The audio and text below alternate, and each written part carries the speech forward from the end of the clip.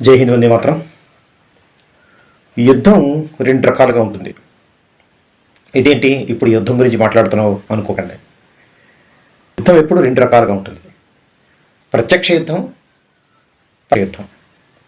ప్రత్యక్ష యుద్ధం, ప్రచ్ఛన్న యుద్ధం అంటే పరోక్ష యుద్ధం. ప్రత్యక్ష యుద్ధంలో ఎదురెదురుగుండా మనం ఉంటాం. మన శత్రువు ఎదురుగుండా కాళ్ళు ఎదురుగుండా కనిపిస్తుంటాడు. మనం శక్తివంతులమైతే అవతల శత్రువుని కాల్చో చంపో మనం గెలవచ్చు, లేదా శక్తిహీనులమైతే మనం చచ్చిపోతాం. జనరల్గా జరిగేది ఇది. ప్రపంచ యుద్ధం, మొదటి యుద్ధం ప్రపంచ యుద్ధం కానీ, రెండో ప్రపంచ యుద్ధం కానీ, రకరకాల యుద్ధాలు మనకు తెలుసు, మన చరిత్రలో చదువుకున్నాం. ఇప్పుడు కూడా పాలస్తీనా ఇజ్రాయెల్ ప్రత్యక్ష యుద్ధం జరుగుతుంది, అలాగే ఇరాన్ ప్రత్యక్ష యుద్ధం జరుగుతుంది. ఎదురెదురుగుండా కొట్టుకుంటారు. వాడు మనల్ని దాడి చేస్తున్నారని తెలుస్తుంది, మనం ప్రతి దాడి చెయ్యాలి, చేస్తే బతుకుతామని మనకు స్పృహ ఉంటుంది. శత్రువు ఎదురుగుండా కనిపిస్తుంటాడు. రెండోది ప్రచ్ఛన్న యుద్ధం, శత్రువు కనపడ్డం. గమనించాలి మనం, శత్రువు మన కంటికి కనపడ్డం. మనకి తెలియకుండా మన జీవితాలు సర్వనాశనం అయిపోతాయి శత్రువు కనిపించకుండా. ఇది విశేషం. ఏమిటి ఈ విషయాలు ప్రస్తావన చేయాల్సి వస్తుంది? మనకు తెలుసు, ఒక దశకంలో ఈ దేశంలో విపరీతంగా ఉగ్రదాడులు జరిగి, ఎక్కడ పడితే అక్కడ బాంబు బ్లాస్టులు జరిగి చాలా దారుణాతి దారుణంగా ఈ దేశంలో ఉన్న సమాజాన్ని చంపేశారు. ఇప్పటికీ చంపుతున్నారు. నిన్నగాక మొన్న ఎక్కడ మన ఢిల్లీలో రెడ్ ఫోర్ట్కి ఎదురుకుండా ఒక మరక డాక్టర్ డైరెక్ట్గా ఆర్డీఎక్స్ కారులో తీసుకెళ్తూ పేలిపోయాడు. దాన్ని విశ్లేషిస్తే, మన ఇంటెలిజెన్స్ ఏజెన్సీస్ ఏవైతే ఉన్నాయో విశ్లేషిస్తే దాంట్లో అర్థమైంది ఏంటంటే, సుమారుగా 300 పైచిలకు కేజీలు ఆర్డీఎక్స్ని కొన్నారని, 400 పైచిలకు స్థలాల్లో దాన్ని పెట్టి సమాజాన్ని విచ్ఛిన్నం చేయాలని, ప్రత్యక్షంగా దాడి చేసి సమాజంలో ఒక భయావహ స్థితిని తీసుకురావాలని ప్రయత్నం చేశారని దాన్ని అరికట్టడం జరిగింది. కాబట్టి ప్రత్యక్ష యుద్ధంలో మనం శత్రువుని ఎదుర్కోవడానికి అవకాశం ఉందని చెప్పుకున్నాం కదా. కాబట్టి ఈ రకమైన స్థితి ఉంది. ఇప్పుడు కూడా ప్రత్యక్ష యుద్ధాలు జరుగుతాయి, మనకి తెలియకుండా దాడులు జరుగుతున్నాయి, మనం ఎదుర్కొనే అవకాశం ఉంది, మనం చేస్తున్నాం. ప్రచ్ఛన్న యుద్ధంలో లేదు. ఎలా? ఉగ్రదాడి కాదు ఇది, ఉగ్రదాడి కాదు. ఎలా మరి? మనకు తెలుసు, రెండవ రకంలో లవ్ జిహాద్. ఇళ్లలో ఉన్న ఆడపిల్లలు ఎత్తుకుపోతున్నారు, ఆడపిల్లలేంటి పెళ్ళైన వాళ్ళని కూడా తీసుకెళ్ళిపోతున్నారు, చాలా దారుణాతి దారుణంగా. తర్వాత ల్యాండ్ జిహాద్, వాటర్ జిహాద్, ఇలా రకరకాలు. ల్యాండ్ జిహాద్ తెలుసు, 40 లక్షల ఎకరాలు కబ్జా చేశారు ఈ దేశంలో. అంటే పాకిస్తాన్ కన్నా ఎక్కువ భూభాగాన్ని ఈ దేశంలో కబ్జా చేశారు. పెద్దలు చెప్తుంటారు, పాకిస్తాన్ ఒకటి 1947లో ఏర్పడితే అలాంటి 500 పాకిస్తాన్లు భారతదేశంలో ఇప్పుడు ఉన్నాయి అని. 500 పాకెట్స్ ఉన్నాయి పాకిస్తాన్ రూపంలో, పాకిస్తాన్కి మద్దతు తెలిపే. ఒకవేళ పాకిస్తాన్ క్రికెట్ టీంలో పాకిస్తాన్ గెలిస్తే వాళ్ళు పాకిస్తాన్ నినాదాలు చేసుకుంటూ బాణసంచా కాలుస్తారు. అది ఈ దేశంలో దీపావళి జరిగితే వాళ్ళు కాల్చరు. అలాంటి 500 పాకెట్లు పాకిస్తాన్లు ఉన్నాయని మాకు తెలుసు ల్యాండ్ జిహాద్లో.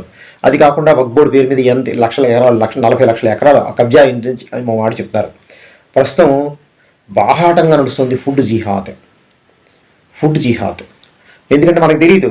మనం హోటల్కి వెళ్ళాం, హోటల్కి వెళ్తే ఆ హోటల్ కృష్ణా మెస్ అని ఉంటుంది, లోపల నడిపేవాడు వేరే ఉంటాడు. పేరు మార్చుకుని మారువేషంలో రావణాసురుడు వచ్చినట్టు వారిని ఎత్తుకుపోయినట్టుగా వాడు ఒక హోటల్ నడుపుతుంటాడు మారువేషంలో.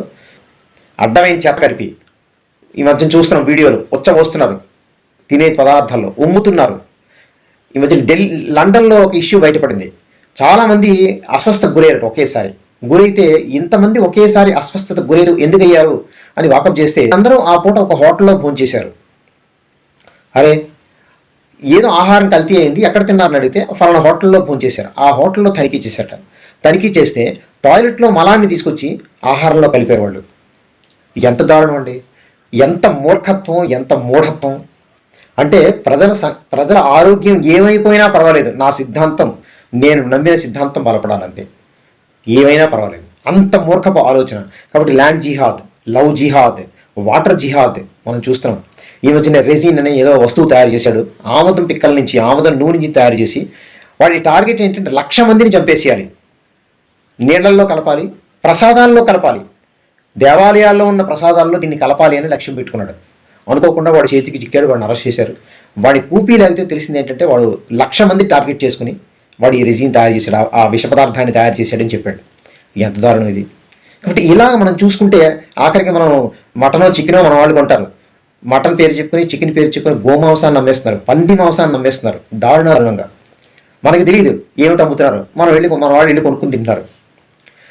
కుక్క మాంసాన్ని అమ్ముతున్నారు. హైదరాబాద్లో కుక్క బిర్యానీ. మీరు తాగే ఇరానీ టీలో కుక్క ఎముకలతో పౌడర్ టేస్ట్ కోసం కలుపుతారు. మీకు తెలుసా ఈ విషయం? అది కూడా బయటపడింది. హైదరాబాద్లోనే ఒక మారుమూల ప్రాంతంలో మనం వాడే స్టార్ హోటల్స్లోని లేదా హోటల్స్లో వాడే నూనెలో కుక్కల్ని చంపేసి ఆ కుక్కల తోలు నుంచి వేడి చేస్తే ఆ కుక్కల తోలు నుంచి వచ్చిన కొవ్వుని నూనెలో కలిపి అది అమ్ముతున్నారు. ఎంత దారుణం అండి. కాబట్టి ఈ దేశంలో వాళ్ళు కోరుకుంటున్నది ఏంటంటే చివరికి వాళ్ళు తేలింది.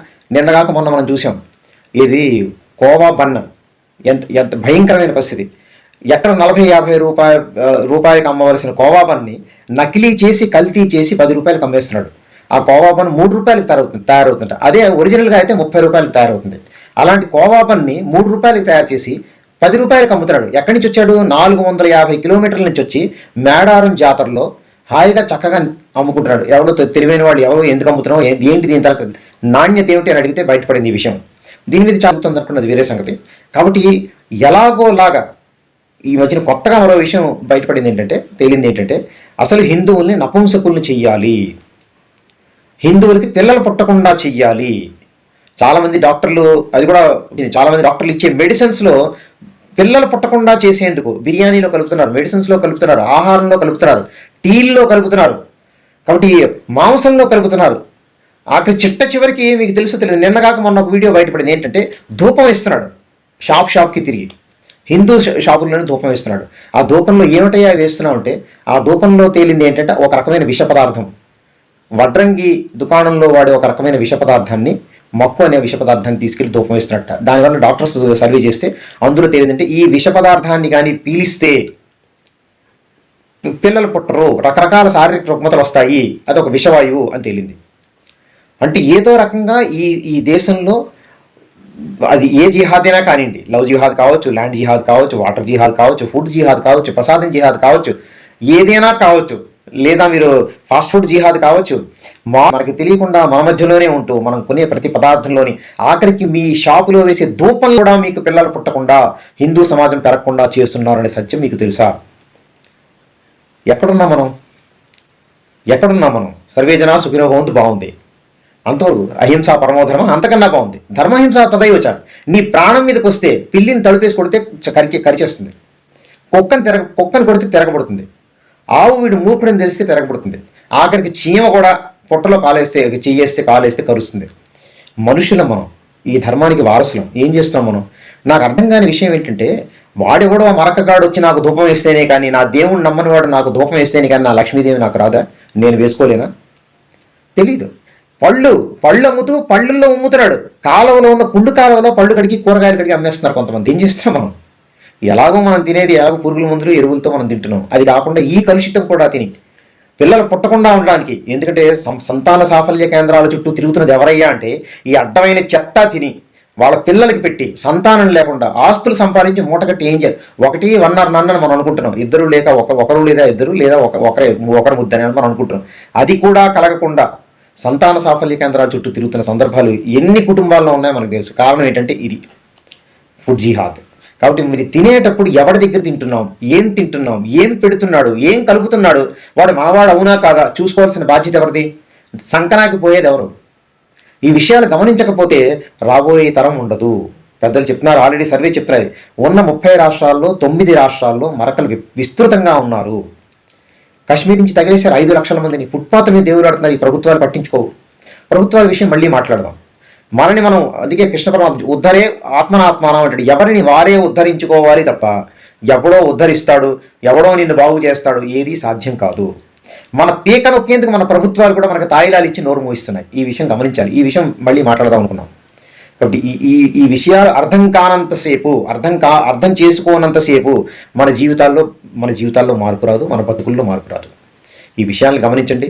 మీరు కొనేటప్పుడు అది మాంసం కొంటున్నారా, పప్పు కొంటున్నారా, ఇడ్లీ కొంటున్నారా, సాంబార్ కొంటున్నారా, ఎవరి దగ్గర కొంటున్నారు, ఫాస్ట్ ఫుడ్ బిర్యానీ తింటున్నారా, ఇరానీ ఛాయ్ తాగుతున్నారా, ఆఖరికి వేయించుకుంటున్నారా, ఎవరి చేత వేయించుకుంటున్నారు, వాడు నీవాడా పైవాడా?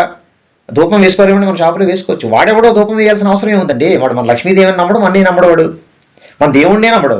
చివరికి ధూపం పేరు చెప్పుకొని వాడు నీకు పిల్లలు కలగకుండా చేస్తున్నాడు, నీకు సంతానం లేని ప్రాప్తిస్తున్నాడు. అది నీకు చేయగలిగిన ఉపకారం. వాడు ఈ దేశంలో ఉంటూ నువ్వు ఇచ్చిన డబ్బులు తింటూ, నువ్వు వేసిన బిస్కెట్లు కాసిపడి నీ దగ్గరే డబ్బులు సంపాదిస్తూ నీకే వెన్నుపోటు పొడుస్తున్నారు వీళ్ళందరూ. ఈ విషయాలు గమనించినంత కాలం హిందూ సమాజం ప్రమాదంలో పడుతుంది. బాహాటంగా మాట్లాడుకోవాల్సిన అవసరం ఇది, బాహాటంగా చర్చించాల్సిన అవసరం ఉంది దీని మీద. కాబట్టి ప్రతి అడుగులోని హిందువులు జాగరూకులై చాలా జాగ్రత్తగా కొనేటప్పుడు ఎవరి దగ్గర కొనాలి అది ఆలోచించాలి. వాడు చెప్తాడు నా దగ్గర తప్ప, నా వాడి దగ్గర తప్ప ఇంకెవరి దగ్గర కొనని. నువ్వెందుకు ఆచరించకూడదు? ఒక హిందువుని ఎందుకు ప్రోత్సహించకూడదు? ప్రోత్సహించాల్సిన ఉందా లేదా? బర్మాలో ఇదే జరిగింది. కాబట్టి ఈ విషయాన్ని గమనించి మనం ప్రోత్సహించకపోతే, మనం కాపాడుకోకపోతే రాబోయే కాలంలో ప్రచ్ఛన్న యుద్ధంలో అందరం చచ్చిపోతాము. ఎప్పటికైనా చచ్చిపోతాం, కానీ ఈ ధర్మం మిగలదు. నువ్వేదైతే ఆశలు కల్పించుకుని ఆశతో జీవిస్తున్నావో ఆశ అడియాస అయిపోతుంది, కుటుంబం సర్వనాశనం అయిపోతుంది, దేశం సర్వనాశనం అయిపోతుంది. ఆ తర్వాత నాకు దిక్కెవరు ఉంటారు. కాబట్టి ప్రతి హిందూ ఆలోచించి దీని మీద ఒక నిర్ణయం తీసుకోవాలి. నేను ఎవరి దగ్గర కొంటున్నాను, ఏం కొంటున్నాను, ఎందుకు కొంటున్నాను, కొనాల్సిన అవసరం ఉందా లేదా, వీడి దగ్గరే ఎందుకు కొనాలి, ఈ విషయాలన్నీ ఆలోచించి జాగ్రత్తగా ఉండండి. సంతోషం, ఆలోచించండి. జై హింద్, వందే మాతరం. నమస్కారం అందరికీ.